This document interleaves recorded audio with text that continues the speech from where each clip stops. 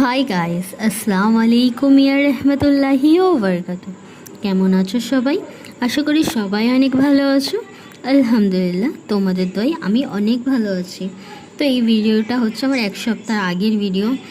Video দেব করে দেওয়া হচ্ছে না। আর সব থেকে বড় বিষয়, যখন সংসারে কাজ করেও ভিডিওটা এডিট করতে যাই তখন অনেকটা কষ্টকর হয়ে ওঠে। বাট যখন কষ্টটা তোমার কোনো লাইফের ইম্পর্টেন্ট একটা ধাপ বা পার্ট হয়ে যায়, তখন তাকে বেশি আমরা স্পেশাল ভাবি।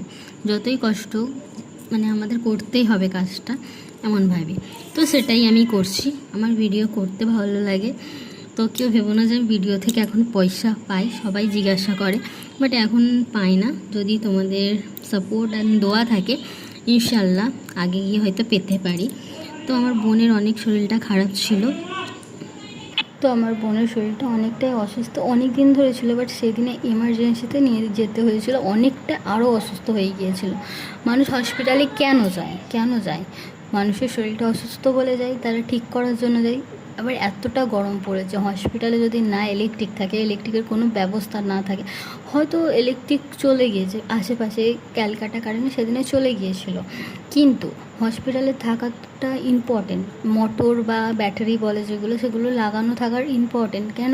প্রেগনেন্ট মহিলা থেকে শুরু করে অনেক রকমের মানুষরা, রোগীরা থাকে। আবার এত টেম্পারেচারে গরম পড়েছে, বুঝতেই পারছো।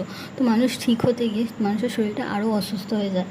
হ্যাঁ, খড়িবাড়ি হসপিটালে আমরা যাই না, এক এক টাইমে এক একটা জায়গায় না যেতে চাইলেও যেতে হয়। বাকি মাশাআল্লাহ, একটা হসপিটালে সব ক্ষেত্রে ভালো হয় না। কিছু কিছু হসপিটাল সরকারি হলে কিছু কিছুর জন্য স্পেশাল হয়, যেমন পায়খানা, বমি আর গ্যাসের জন্য একটা ইনজেকশন দিলেই খড়িবাড়ি মাশাআল্লাহ ভালো হয়ে যায়। তোমার ভিডিও ভালো লাগলে লাইক করো, টাটা।